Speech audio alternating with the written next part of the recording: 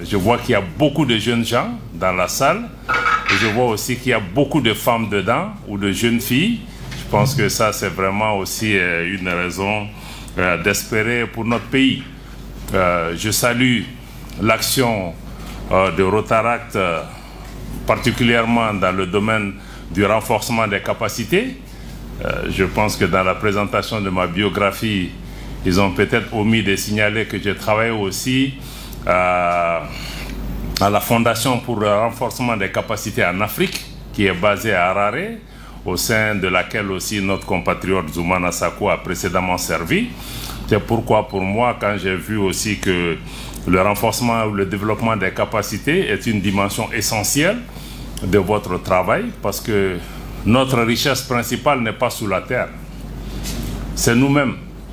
Parce que ce qui est sous terre, on ne peut l'exploiter que si nous-mêmes nous sommes en capacité de pouvoir travailler, imaginer, trouver des solutions et pouvoir exploiter l'ensemble de ces ressources-là. Notre richesse principale, c'est nous-mêmes. Notre richesse principale, c'est la jeunesse. Vous avez dû voir même les conclusions du dernier recensement de la population. On se rend compte que plus de 60% de notre population est jeune et plus de 50% de cette jeunesse a moins de 25 ans. Parce que c'est dire les défis qui sont énormes pour chacun de nous, particulièrement pour nous responsables. Si nous comprenons que cette jeunesse est une force et que nous investissons dans cette jeunesse, c'est un potentiel pour notre pays, pour l'Afrique. Si nous ne faisons pas ce qui est nécessaire pour préparer cette jeunesse, dans ce cas, je pense que nous devons nous préparer à des difficultés. Vous voyez, dans tous les pays où il y a des renversements, ce sont les jeunes qui sont devant. C'est eux qui sont dans les rues. C'est eux qui sont recrutés par les groupes terroristes. Donc je pense que s'occuper de sa jeunesse n'est pas un acte de charité. C'est vraiment le bon sens et je vous félicite pour le fait que vous donnez cette importance au renforcement des capacités. Mais le renforcement et le développement des capacités n'a de sens que si nous commençons d'abord à avoir confiance en nous-mêmes. Parce que ta capacité ne sert absolument à rien si tu n'as pas confiance en toi-même et considérer que toi, tu vaux quelque chose et que tu peux apporter des réponses. Les gens à qui nous faisons face aujourd'hui sur la scène internationale ont été dans les mêmes écoles que nous.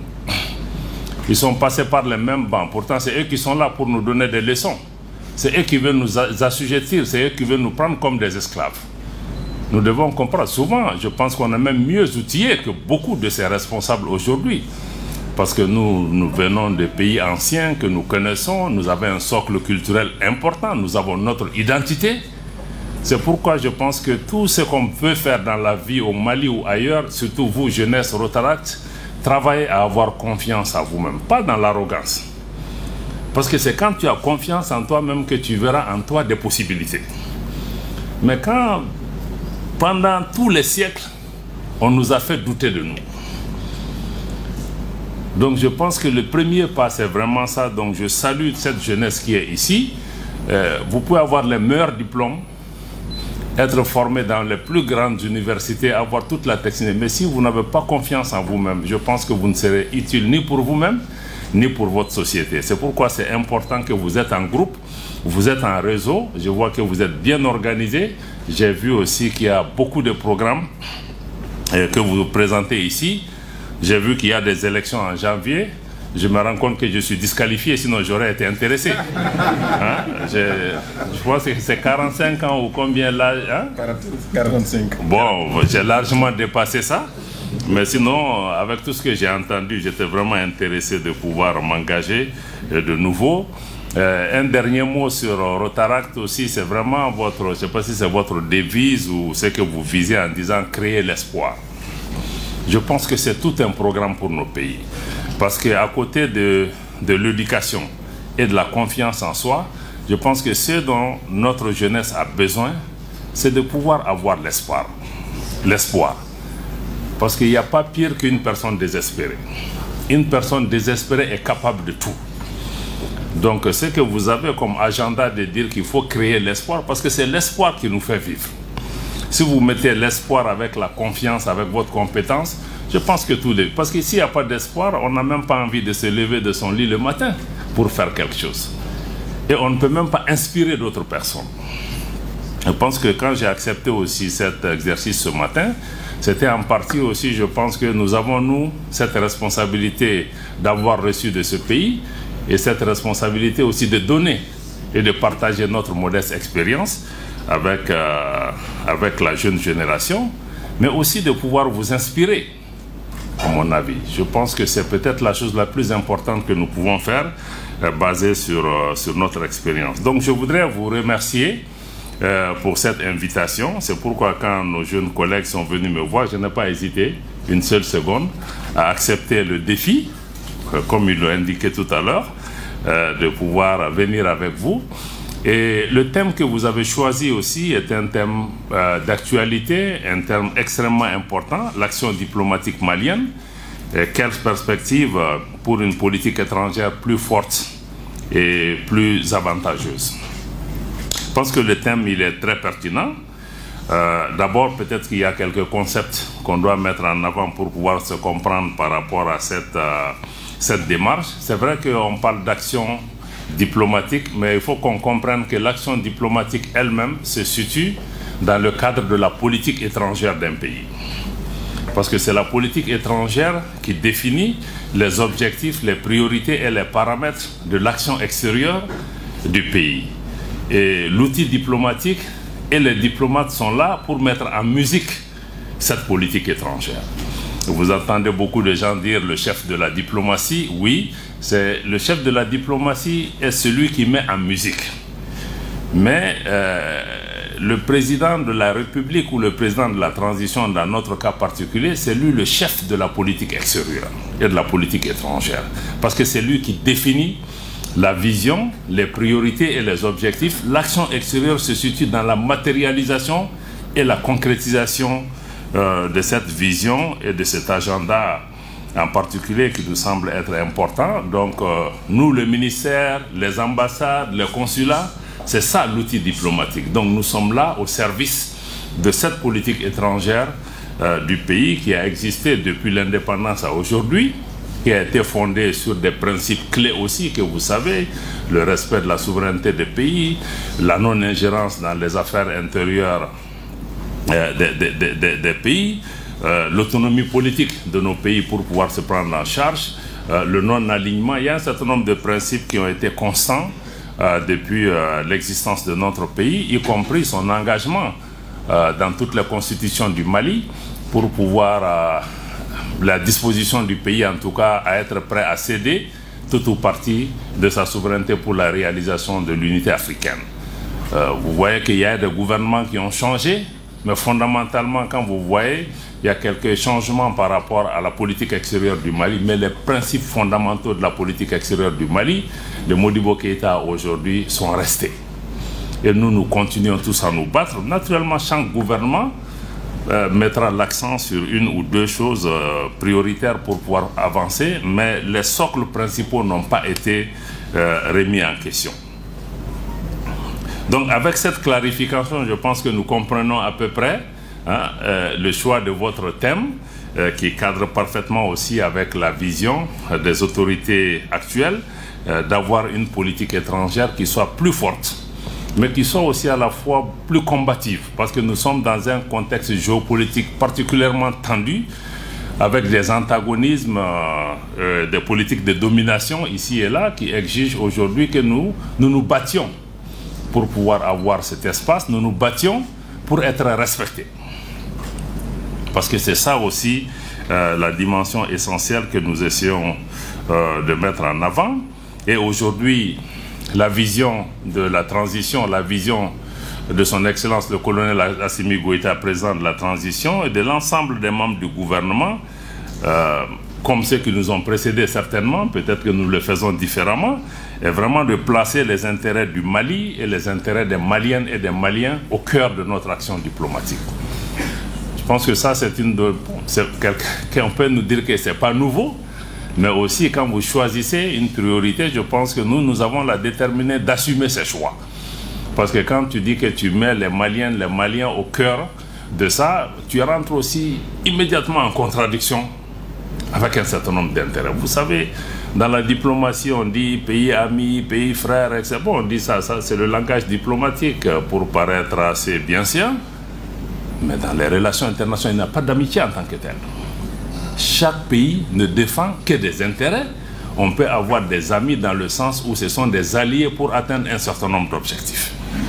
Donc je pense que ça, il faut que nous gardions ça vraiment à l'esprit. Donc, l'action internationale est marquée, ce n'est pas le droit international qui préside à l'action des États essentiellement. Ça aurait dû être le droit.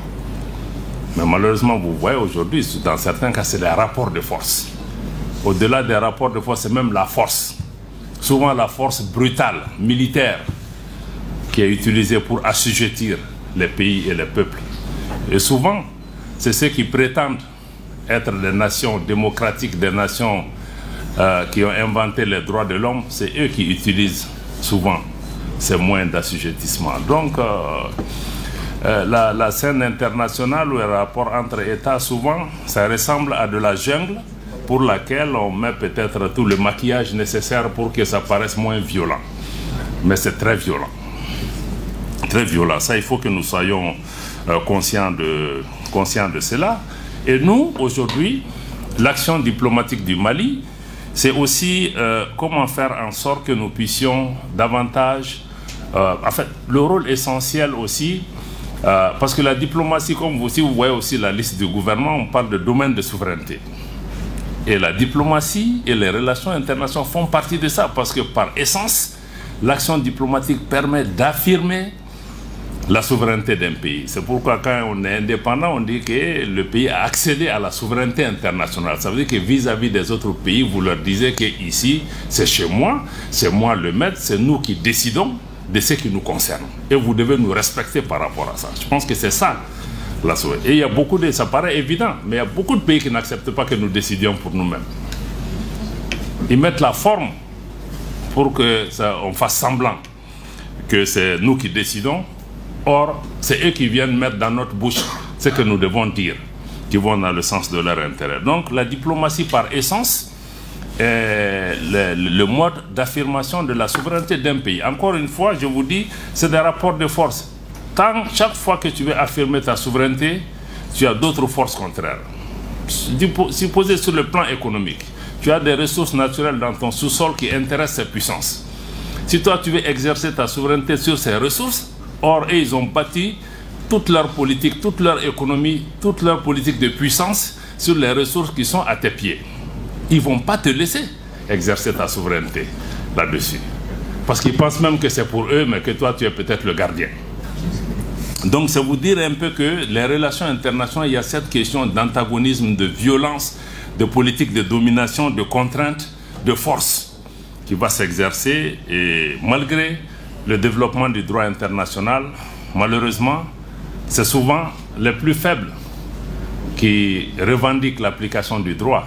Mais je crois que les grands ont besoin du droit comme prétexte pour légitimer leur puissance. Ils ne sont pas vraiment des états de droit en tant que tels. Donc ça, je voulais peut-être dire ça un peu. C'est pourquoi...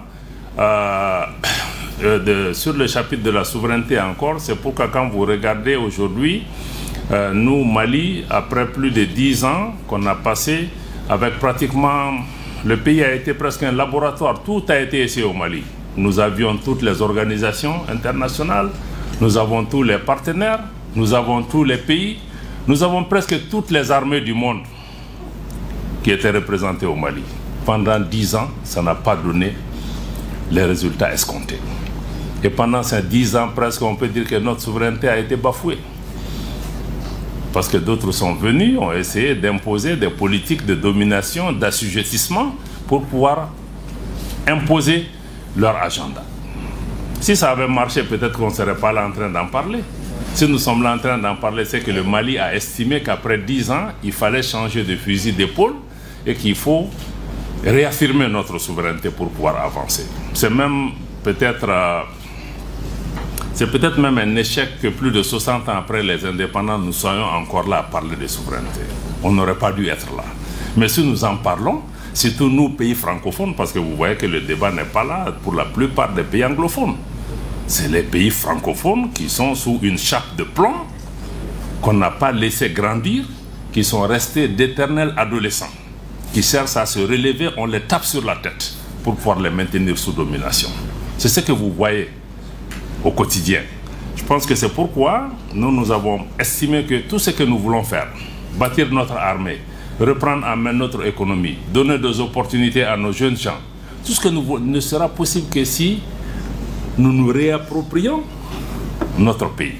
C'est pourquoi, après toutes ces tensions, ces périodes de difficultés qu'on a connues et ces 10 ans qu'on a traversés entre les mains d'autres, nous estimons qu'aujourd'hui, le pays doit avancer sur la base des 3 principes qui ont été édictés par le président de la transition. Le 1, comme vous le devinez, est bâti sur le respect de la souveraineté du Mali. Parce qu'on dit que toutes nos réponses, si vous voyez que notre armée aujourd'hui arrive à être là, arrive à faire ce travail, parce que nous avons enlevé ce pan de la souveraineté de la main d'autres pour dire que c'est nous qui devons assumer ça. Et ça donc le respect de la souveraineté, on a indiqué aussi le respect des choix stratégiques et des choix de partenaires du Mali. Ça aussi, ça paraît tellement évident pour tout le monde. Mais vous voyez que tous les problèmes qu'on a aujourd'hui, c'est que certains pensent que c'est eux qui doivent choisir les amis pour le Mali. C'est eux qui doivent dire ce qui est important pour le Mali. C'est eux qui doivent dire à quelle réunion le Mali doit participer. Est-ce qu'on doit aller à gauche? Est-ce qu'on doit aller à droite? Non. Mais chacun de ces pays choisit ses amis, entre guillemets, en fonction de ses intérêts. Et ces amis ne sont jamais des amis éternels aussi. Ça, il faut être réaliste. On est amis, on est alliés pour un certain nombre d'objectifs, des choses que nous voulons faire. Si nous les atteignons, les choses... Il y a certains amis qui sont plus sincères aussi que d'autres. Il y a des amis qui nous respectent, qui comprennent qu'il faut nous donner cet espace pour pouvoir avancer. Il y a d'autres qui pensent qu'on est toujours dans la colonisation, qu'on est même des enfants. Parce que quand ils viennent, ils nous disent, j'entends beaucoup, je reçois énormément de diplomates, de partenaires étrangers dans mon bureau qui viennent nous dire, bon, attention, faites attention à la Chine, faites attention à la Russie, ils font ceci, ils font cela. Mais je dis, mais vous nous prenez pour des enfants? Mais vous pensez que quand je travaille avec...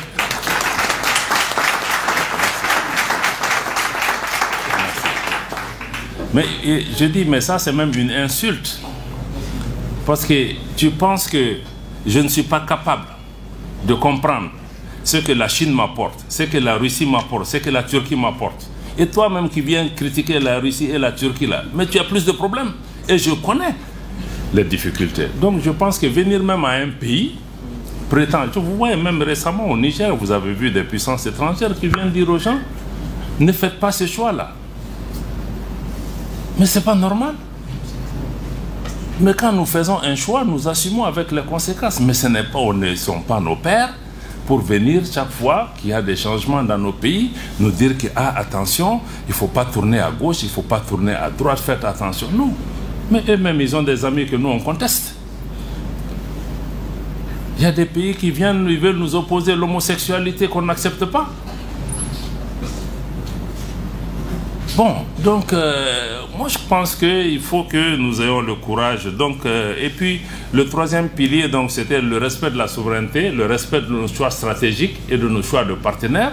Les choix stratégiques, c'est tous les choix que nous faisons pour développer nos pays et défendre nos intérêts. Et le dernier, c'est la défense des intérêts vitaux des Maliens. Comme je l'ai dit, ça paraît assez banal, mais on voit beaucoup de choix qui ont été faits, souvent, qui ne sont pas dans l'intérêt du pays, qui ne sont pas dans l'intérêt des Maliens. Parce que ces grandes puissances, ou certaines de ces puissances, ont trouvé le moyen de contrôler les élites dans nos pays pour faire ce qu'ils veulent qu'on fasse. On le fait souvent parce que, bon, il y a certains Maliens qui ont des intérêts économiques, financiers ou personnels dedans. Ils le font, mais ça ne bénéficie pas à la grande majorité. Donc aujourd'hui, il faut qu'on puisse changer ça. Parce que souvent, si vous regardez que même nos jeunes gens ne trouvent pas du travail souvent, mais c'est parce qu'on a fait certains choix qui bénéficient à quelques individus, mais qui privent le pays de ressources, d'opportunités. on a permis à certaines entreprises de venir agir, mais on aurait pu favoriser des entreprises nationales. On aurait pu demander aux gens de prendre des nationaux pour faire des choses. Donc c'est un peu tous ces choix. Ça a une implication quand on dit défendre les intérêts vitaux des Maliens, parce que souvent on connaît les intérêts vitaux, mais on n'est pas prêt à se battre pour ces intérêts vitaux, parce qu'il y a une conséquence. Quand tu veux te battre pour l'intérêt de ton pays, tu deviens la cible. Tu deviens l'ennemi par rapport à ça. Donc ça, c'est vraiment la souveraineté est au cœur de l'action diplomatique. Et comme je l'ai dit, l'appareil diplomatique, nous, ministère des Affaires étrangères, et aussi avec toutes les ambassades et tous les consulats, donc nous sommes chargés de traduire au quotidien, de défendre ces positions, de les promouvoir. Bon, souvent si on doit clasher pour nous faire entendre, on le fera. Bon, même si l'action diplomatique demande quand même qu'on arrondisse les angles, on arrondit les angles quand c'est nécessaire, mais je vous dis, la scène internationale est marquée par tellement d'injustice et tellement de violence. Souvent, il faut sortir des chemins battus pour se faire entendre. Et c'est justement ce qu'on essaye de faire. Et quand vous voyez dans l'affirmation aujourd'hui de cette question de souveraineté et de prise en charge, ça nous a amené à tirer des conséquences et à poser des actes que vous avez vus sur le quotidien, que certains apprécient, que d'autres n'apprécient pas. Mais quand tu dis que tu veux défendre telle ou telle chose, si ça ne va pas dans cette direction, il faut être prêt à assumer. Mais en assumant aussi, chaque chose a ses conséquences. Chacune des décisions que nous avons prises, ça peut dans certains cas affecter les Maliens. Et c'est dans ce contexte que nous avons d'abord commencé par dénoncer, par exemple, les accords de défense avec la France, parce qu'ils étaient ostentatoires à la souveraineté du Mali et même contraires souvent à certaines dispositions de la constitution de notre pays. Si vous voyez certains de ces accords, même notre armée nationale, notre flotte aérienne ne pouvait pas accéder à certaines parties de notre espace aérien parce que des partenaires estiment que ils sont en train de travailler dans ces zones, nous ne pouvons pas y arriver. Mais c'est notre pays, c'est les autres qui doivent venir nous demander la permission d'entrer dans notre espace et non que le Mali demande la permission à quelque puissance que ce soit qui est assis ici, qui est venu à notre invitation, qui puisse dire que non, l'espace aérien malien, on est à Tombouctou, on est en train de faire des... Vous ne pouvez pas venir ici. Donc c'est pourquoi on a dénoncé ces accords, parce que vous voyez qu'aujourd'hui, notre armée a la pleine liberté. Nous pouvons aller partout sur notre territoire si nous le voulons. Partout. Personne ne peut nous empêcher de le faire. Mais ce n'était pas le cas. Même pour que le Mali puisse s'armer, mais il y avait une sorte d'embargo de fait. Certains ont dit, oui, vous avez changé de partenaire. Mais les partenaires qu'on a ne nous permettent pas d'avancer. Ils étaient là pour pouvoir nous fragiliser et nous diminuer pour pouvoir avoir leur intérêt. Mais on va là où on trouve nos intérêts. L'opération Barkhane qui était là, c'était 2 millions d'euros par jour. 2 millions d'euros par jour. Ça, c'est combien de milliards en francs CFA? 2 milliards? 1,3 milliard de francs CFA par jour. 9 ans. 9 ans. La France n'a pas donné un seul hélicoptère au Mali dans cette période. Aujourd'hui, vous voyez le nombre d'aéronefs que nous avons pu accueillir en moins de 2 ans sur nos ressources propres au moment où le pays est sous sanctions, sous embargo et presque seul, sans partenaire.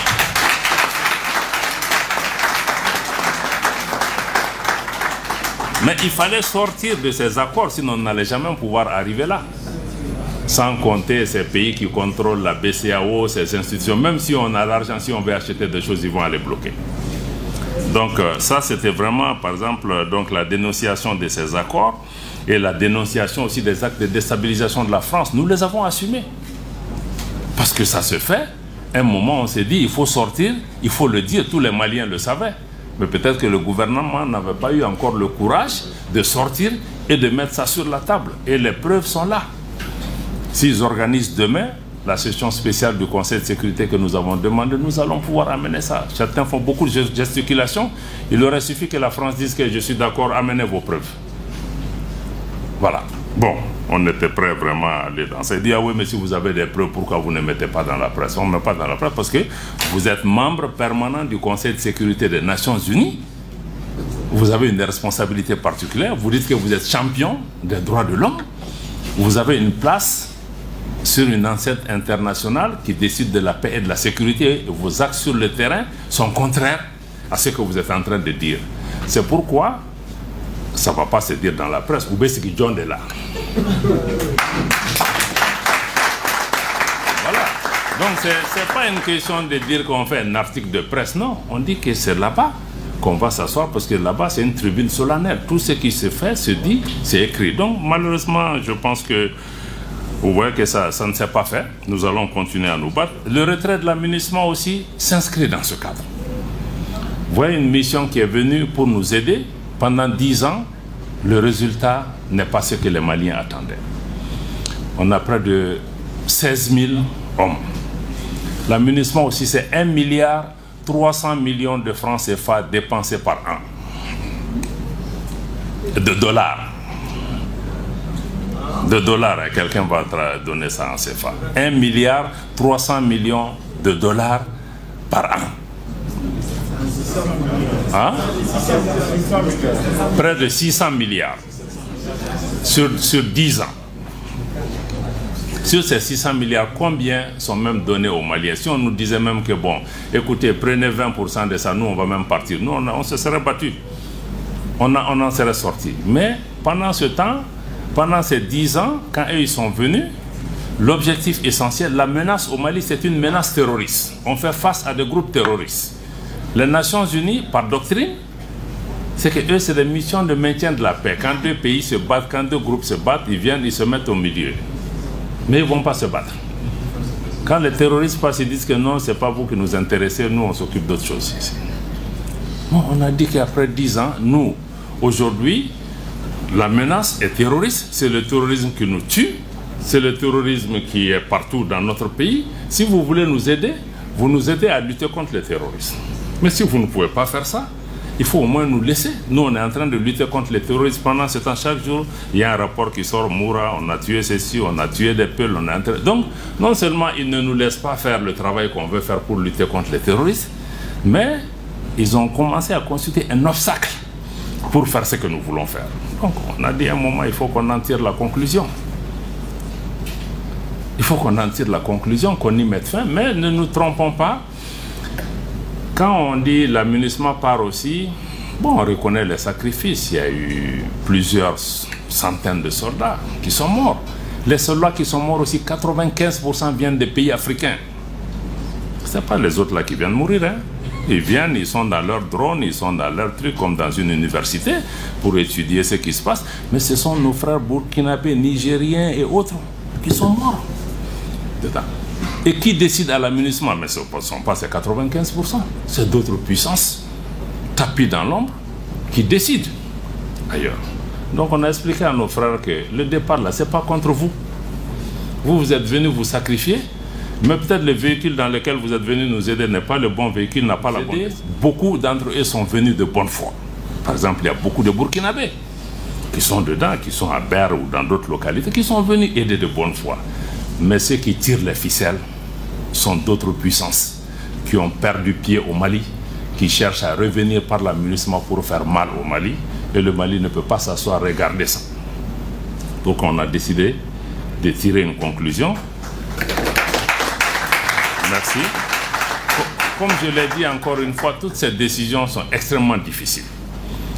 Il y a des milliers de Maliens qui sont certainement concernés, qui ont eu mal à cause de ça, qui ont perdu leur travail. C'est vrai, l'amunissement n'est pas venu au premier point pour développer le Mali ou pour créer des emplois. Ils sont venus pour sécuriser. Ça, ils ont failli. Maintenant, nos frères et sœurs qui sont dedans, l'État s'est organisé pour essayer de faire ce qu'on peut pour pouvoir les accompagner. Mais nous, on ne pense pas qu'au personnel de la malien de l'amunissement. Nous, on passe à tous les pays parce que c'est dans quoi on est là. Mais ça affecte tout le pays, pas seulement ceci. Donc si nous sommes tous affectés là, mais eux-mêmes, ça va être une petite partie dedans. Donc nous travaillons pour pouvoir amener. Donc c'est dire que chaque décision a une conséquence. y compris pour nous-mêmes. Même quand nous disons partez, nous savons que quelque part, ça va faire mal au pays, mais nous disons que dans le long terme, ça va bénéficier au pays parce que nous aurons la capacité de pouvoir nous battre. Parce que tant qu'ils sont là, c'est comme si tu as quelqu'un qui est devant ta porte, qui assure ta sécurité, etc. Pour toi-même, tu n'auras jamais envie de faire parce que c'est que lui, il est là, il va le faire. Mais si tu sais qu'il n'y a personne, toi-même, tu vas sortir chaque nuit, tu fais le tour, tu regardes. Si tu dois chercher un gourdin pour te défendre, tu vas le faire. Mais tant que lui, il est là, tu vas dormir. Mais même si lui n'a pas la capacité, tu vas penser que lui va t'aider. Les gens souvent ne sont pas là pour ça. Donc ça nous a amené dans ça. L'autre action importante aussi dans l'affirmation de la souveraineté, qui est aussi un principe de la pratique diplomatique internationale, c'est la notion de réciprocité, qui va aussi avec la notion de respect des pays. Parce que dans les relations internationales, il est admis que quand un État pose un acte contre toi, tu as le droit de mettre la réciprocité. Si tu renvoies mon ambassadeur, je renvoie ton ambassadeur. C'est le seul code pour se comprendre. Parce que quand quelqu'un vient, il marche sur ton pied là, toi tu cries, tu passes, il va revenir, il va marcher dessus encore. Donc c'est pourquoi nous, on a décidé qu'on met là. Bon, certains disent oui, mais même pour le problème de visa avec la France. Vous imaginez que vous êtes dans un pays. Vous découvrez sur les réseaux que le consulat de France met que oui, nous on a fermé pour des considérations de tension dans la région.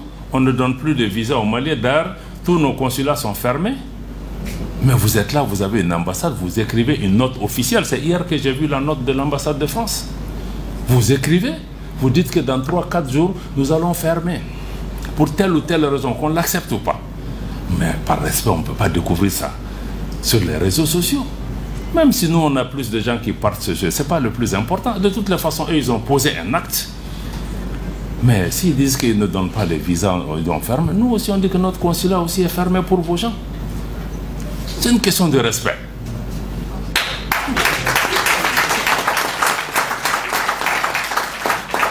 Parce que si tu ne mets pas la réciprocité, ça veut dire que tu admets que lui, il vaut mieux que toi. Je dépends plus de... Or, la dignité, le respect, là, ça se mérite. Mais il y a une douleur dedans, c'est vrai. Mais ça se mérite. Mais, mais vous pensez que ces gens-là qu'on a même... nous-mêmes, on ne se considère pas. Mais ces pays-là, on pense qu'ils n'ont pas besoin de nous. Mais ils ont besoin de nous autant qu'on a besoin d'eux. S'ils sont là, c'est qu'ils ont quelque chose à gagner. Sinon, ils ne seraient pas là.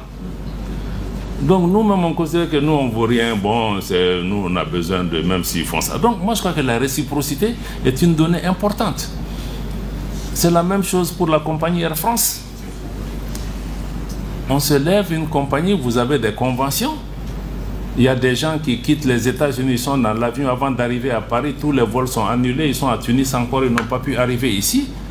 La compagnie se lève seulement, dit que nous on a fermé parce qu'on a des problèmes avec le Mali. Alors il n'y a aucun problème. Si c'est pour sanctionner le Mali parce que le Mali a supporté le Niger, on va le faire, on le fera.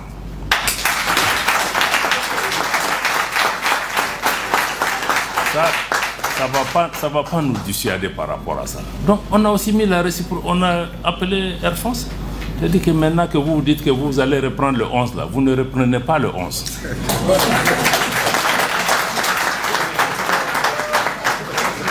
Et quand vous serez prêt, vous allez faire le rang à la queue. Si on est prêt, à vous redonner. Et entre-temps, on leur dit que vous n'êtes pas les seules compagnies au monde. Il y a d'autres compagnies dans le monde aussi qui vont être encouragées. S'ils ont besoin de cette place-là, ils prendront. Parce que quelqu'un ne peut pas se lever chaque jour au Mali. J'ai fermé, j'ai ouvert, j'ai fermé, j'ai ouvert. Non.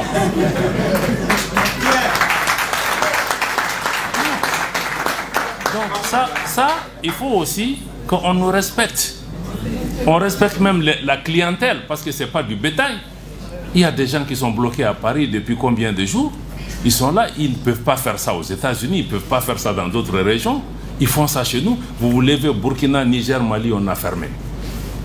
Donc il faut que les gens comprennent. Ils ne peuvent pas venir. Ici, c'est une compagnie commerciale. Elle gagne de l'argent. Air France gagne 500 millions de francs CFA par jour sur la destination Mali. C'est nous qui gagnons? Bon, donc moi je crois que la réciprocité, elle est importante. Et nous avons dit à la France, nous avons dit à tous nos partenaires, il faut qu'ils comprennent. Je crois que le Premier ministre par intérim a dit sur la tribune de l'Assemblée générale des Nations Unies, le Mali va désormais appliquer la réciprocité. Tu tires une balle, on va répondre. Voilà. Donc ça, il faut que ça soit extrêmement clair. Et tous ces pays, si vous regardez la France ou d'autres, le Mali, on n'a jamais tiré les premiers. Ceux qui viennent toujours nous provoquer. Ils posent des actes, ils pensent qu'on va s'asseoir, on va les regarder. Sinon, nous, on n'a pas de problème avec quelqu'un. Vous nous avez vu nous lever, aller nous attaquer à quelqu'un un bon matin. Non. C'est eux qui posent en pensant que toi, tu ne vaux rien. S'ils font ça, ils vont te faire mal. Mais en faisant mal, là, ils ont presque tout perdu progressivement. Parce que nous, on est prêts à assumer notre dignité. On est prêt à assumer le respect que vous nous devez. Et si eux ils ne comprennent pas, d'autres partenaires comprennent aujourd'hui. Parce que beaucoup de partenaires viennent à nous maintenant pour dire que oui, vos 3 principes là, nous on est d'accord. On comprend. Parce que c'est ça, parce qu'ils comprennent que non seulement on a les 3 principes, mais on les applique. Il y a des conséquences, on va payer, mais ça va nous faire avancer. Donc, l'autre des dimensions importantes aussi de la diplomatie malienne, c'est que nous avons œuvré aussi à diversifier nos partenaires. Ce qui n'est même pas un concept nouveau. Moi, depuis jeune diplomate, je suis venu à la direction de la coopération internationale dans les années 90. Mais on parlait déjà de diversifier nos partenaires. Mais aujourd'hui, quand on parle de ça, les gens se fâchent, ils se disent que mais pourquoi vous voulez diversifier, tout se passe bien avec nous, pourquoi vous voulez aller ailleurs? Mais si on va ailleurs, c'est qu'on n'a rien avec vous. Diversifier, ça veut dire on n'est pas marié à un partenaire. On peut avoir un partenaire stratégique, ceci, cela, mais on n'est pas marié à un partenaire. On veut travailler avec la Chine, on veut travailler avec la Russie, on veut travailler avec la Turquie, on veut travailler avec les États-Unis ou avec d'autres. S'ils respectent nos principes, on peut travailler ensemble. Mais ce que nous appelons diversification, c'est que personne ne vient dire au Mali que tu ne peux pas travailler avec tel. Ça, ce n'est pas ton choix. Maintenant, si nous on choisit quelqu'un, si tu n'es pas content, tu en tires la conclusion aussi. C'est vraiment ton droit. On le respectera. Donc je crois que la diversification des partenaires, c'est surtout pour pouvoir répondre aux besoins des Maliens. Que ce soit sur le plan économique, parce qu'aujourd'hui, il y a des partenaires économiquement, quand ils viennent, ils vont chercher à avoir de l'argent, mais toi aussi, tu as quelque chose. Mais toi, tu ne peux pas gagner 100, tu es chez moi, moi, je n'ai rien. Donc je crois que la diversification répond un peu aussi à ce rééquilibrage dans les relations internationales. C'est pourquoi aujourd'hui, sur le plan géostratégique, ce n'est pas que vous entendez parler de la Russie et d'autres, mais le Mali de façon générale, c'est pourquoi nous nous battons, c'est que nous cherchons à ce que nous allions vers un monde multipolaire. Parce qu'aujourd'hui, tu as un groupe de pays qui domine le monde, qui se fait appeler Occident, et qui est appelé qu'il y a une mondialisation. Mais il ne faut pas vous tromper. Ce qu'on appelle mondialisation, c'est l'occidentalisation du monde qui est appelée mondialisation. Si on est mondial, nous on n'est pas. C'est un groupe qui domine. Mais on dit que ça amène des conflits, des tensions. Parce qu'un groupe ne peut pas imposer sa volonté au monde entier, surtout que ce groupe aujourd'hui, sur le plan même démographique et même économique, commence à être minoritaire dans le monde entier. Il y a d'autres forces politiques et démographiques qui ont émergé, comme la Chine, la Russie, le Japon et autres puissances, l'Inde, qui ont émergé. Donc ce que nous souhaitons, c'est aller vers un monde multipolaire qui permet à chacune de ces puissances démographiques ou économiques à travers le monde d'apporter sa place, y compris l'Afrique aujourd'hui, qui n'a aucune place au Conseil de sécurité des Nations Unies. 50% du dossier au Conseil de sécurité est traité, c'est le dossier africain. Mais l'Afrique n'est pas là. Donc on dit qu'il faut permettre à tous ces groupes d'avoir une voix et non d'avoir une minorité de pays qui pensent que c'est eux qui dirigent le monde. C'est pourquoi vous avez entendu le discours du président de la transition en Russie. Il a été absolument clair que le Mali veut s'arrimer aux bateaux, aux navires des BRICS. Parce que c'est d'autres forces économiques et politiques qui émergent, qui répondent aussi à ce que le Mali veut en termes de respect de la souveraineté, de partenariat gagnant-gagnant, et qui ne sont pas dans des politiques néocolonialistes ou de domination.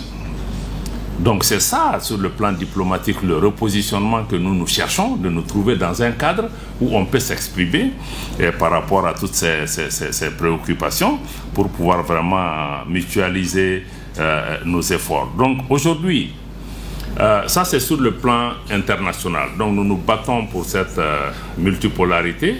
Mais ici aussi dans notre région, nous nous battons de plus en plus. Vous avez vu un moment, le Mali était seul, hein?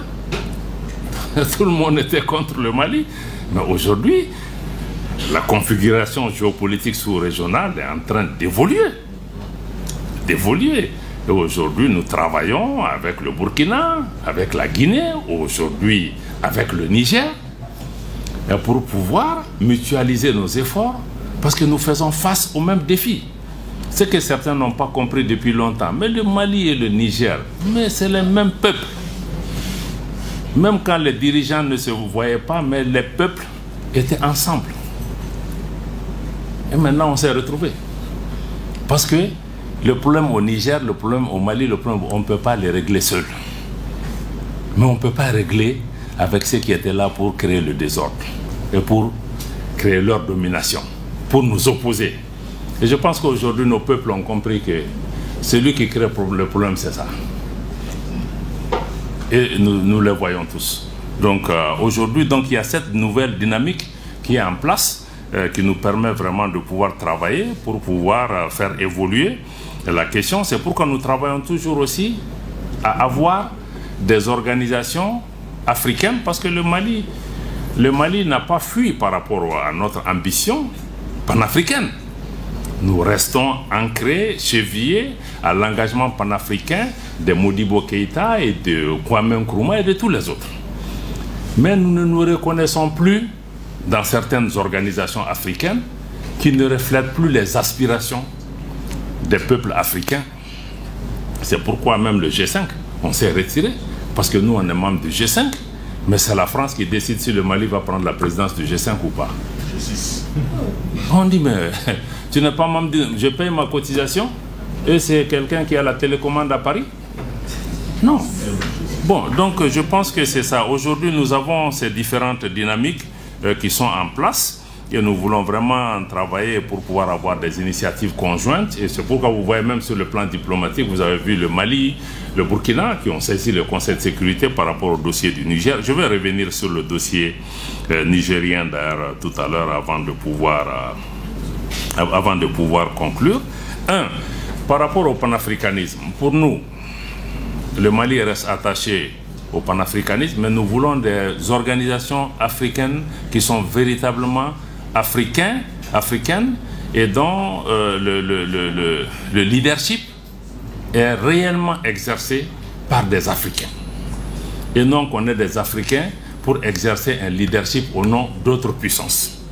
Donc c'est pourquoi nous avons des tensions avec certaines organisations comme la CEDEAO, mais nous restons panafricains et nous pensons que ces organisations doivent être des organisations des peuples et non des organisations pour pouvoir défendre des intérêts particuliers, et que ces organisations cessent d'être des instruments entre les mains d'autres puissances. Vous voyez nos sommets? Vous avez vu l'autre jour le sommet à Abuja? L'Afrique, c'est le seul continent où pendant nos sommets, c'est des étrangers qui viennent. Vous avez vu un Africain invité au sommet de l'Union européenne? Ça n'existe pas. Ça n'existe pas. Parce que pour eux, quand tu dis à l'Union européenne, mais invité, ils disent que non, non, non, c'est pas dans l'agenda. Mais quand nous, on a nos sommets, ils disent que mais vous ne nous avez pas invités. Mais vous n'êtes pas membre. Mais laissez-nous avoir une conversation entre nous. Vous n'avez rien à voir dedans. Vous avez vu l'autre jour le président français qui s'élève, qui prédicte même ce que la CEDEAO doit décider. Mais il n'a pas assez de gens à gérer en France, avec les gilets jaunes, tous les mouvements, les gens qui ont cassé partout. Certains, on a l'impression qu'ils n'ont pas leur pays à gérer, mais ils ont le Mali et l'Afrique à gérer. Non, chacun a ses problèmes. Vous nous avez vu nous mêler des problèmes des gilets jaunes ou des gens qui marchent là-bas. Non. Donc chacun n'a qu'à gérer ses problèmes. Vous les avez vus aller dire qu'ils vont au sommet des États américains? Non. Ils ont dit qu'ils vont au BRICS. Les BRICS disent non, vous ne venez pas. Donc vraiment, tout ça, c'est le respect aussi qu'on doit. Donc, le panafricanisme reste le socle de notre action extérieure.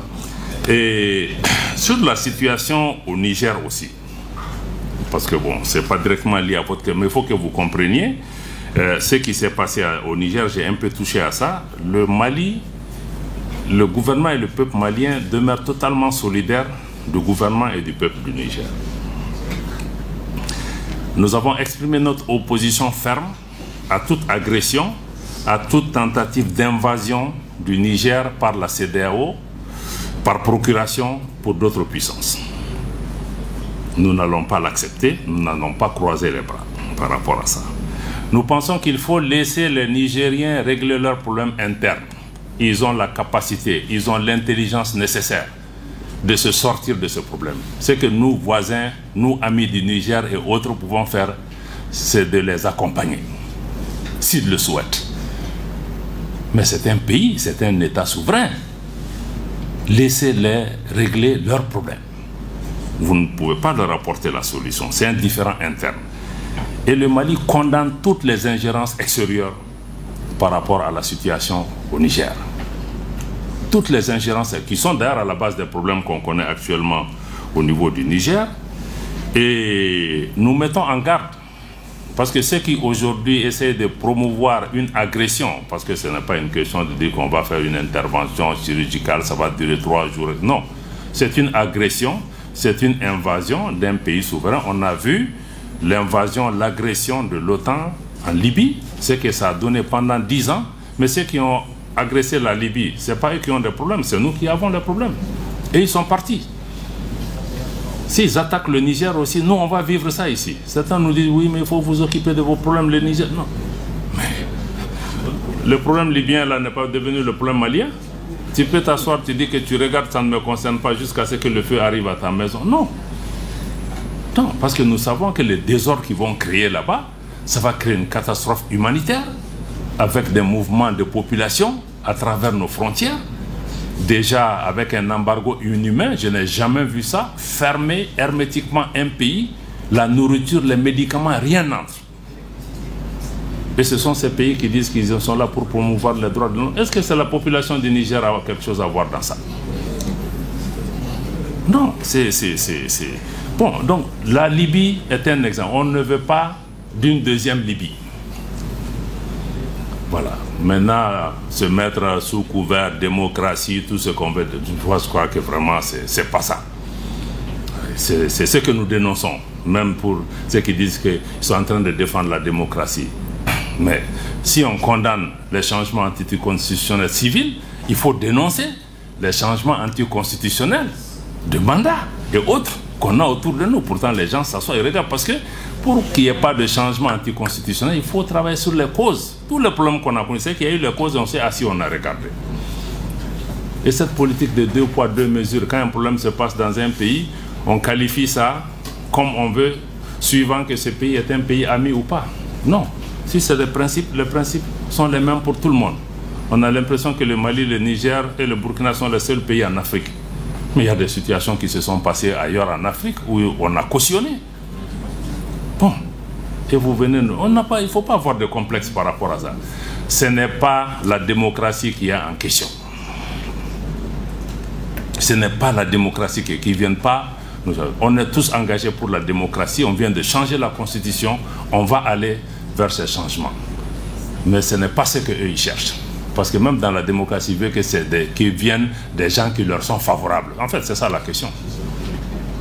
La démocratie, c'est que si j'ai quelqu'un que je contrôle qui est là, c'est un démocrate.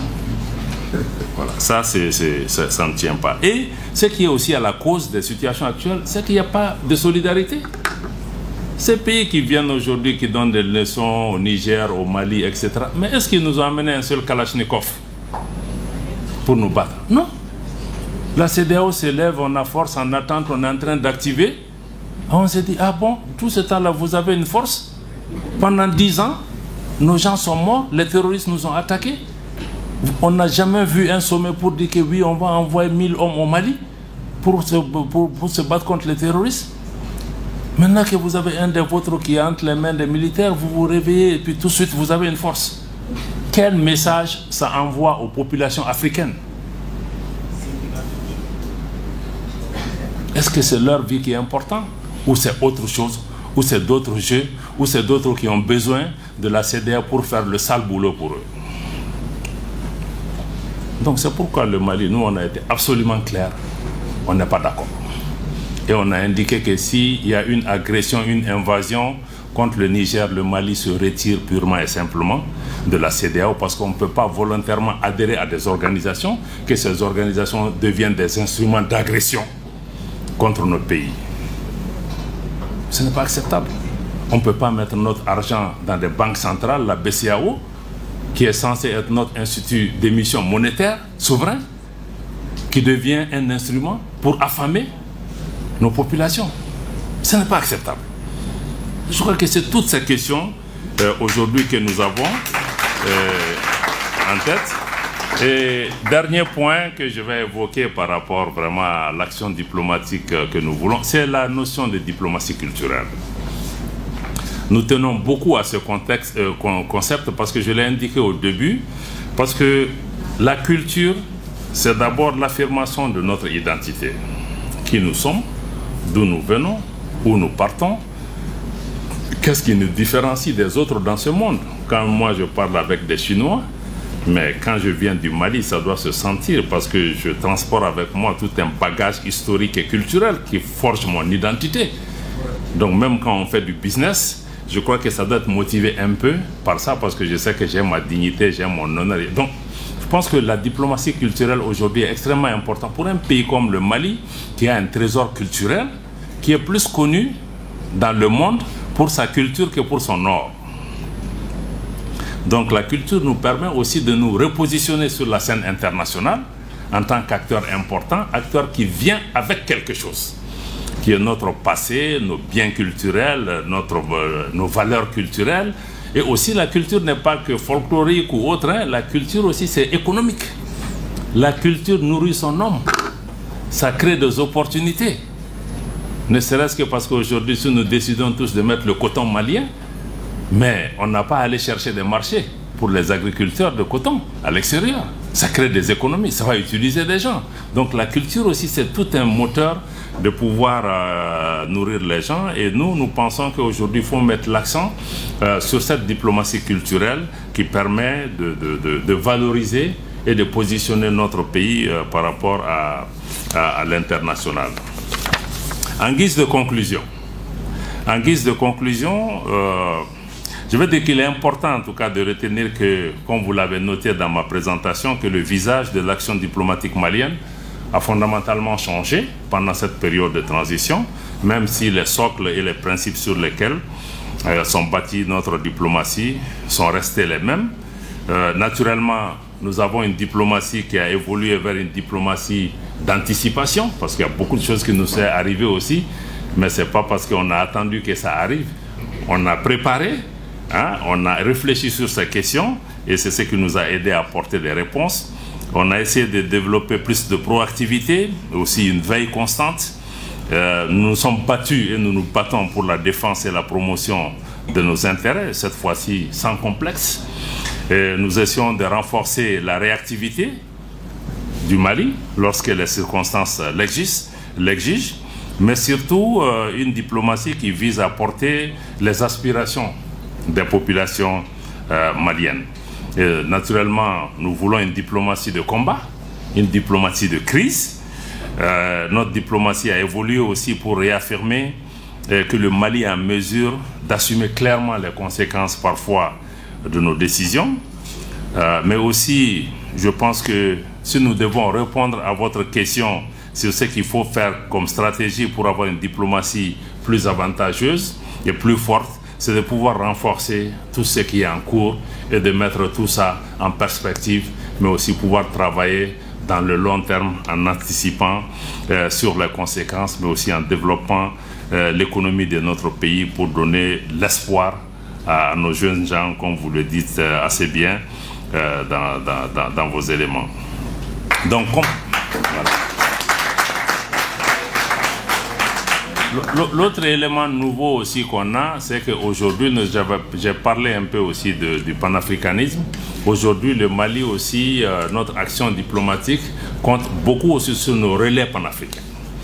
Vous voyez que beaucoup disent que le Mali est isolé, c'est ça, mais quand vous regardez aujourd'hui, les relais, les soutiens dont le Mali dispose. Donc, ce que nous faisons, nous, Burkina ou autres, dans les autres pays, comment nous avons su influencer les messages, donner confiance aux populations. Beaucoup aujourd'hui parlent parce que nous avons été devant. C'est vrai, on a pris beaucoup de coups, mais je pense que beaucoup d'autres jeunes gens, beaucoup d'autres dans les autres pays, tout le monde sait aujourd'hui ce qui se passe au Mali. Quand le Mali est à l'extérieur, on veut parler, les gens veulent écouter. Quel message le Mali va apporter. Donc tous ces réseaux panafricains que je tiens à saluer, parce qu'il y a beaucoup de jeunes gens, vous les voyez sur les réseaux, on ne les connaît même pas. C'est eux qui sont là, c'est eux qui défendent, c'est eux qui relaient. Donc il faut que, à travers aussi vos mouvements, dans tous ces pays où vous êtes présents, il faut travailler en réseau. Parce que les adversaires auxquels nous faisons face, c'est des puissances d'argent, des puissances d'armes. On ne pourra jamais les battre sur leur propre terrain. Mais on peut les battre à travers notre mobilisation populaire, notre union, notre unité, notre confiance en soi, notre détermination. Je pense que c'est ça les armes imparables qu'ils ne peuvent pas nous arracher. Et ces armes leur font peur. Ayons confiance en nous que nous avons la possibilité de nous faire entendre si nous nous donnons la main. Et je pense que de plus en plus, nos populations commencent à se donner la main. Donc j'ai bon espoir que votre conférence permettra en tout cas de nous ouvrir davantage les yeux et de préparer cette jeunesse à la réalité des relations internationales, à la réalité des relations entre États. Personne ne vous fera des cadeaux. Personne n'est votre ami. Vous êtes seul souvent à vous battre.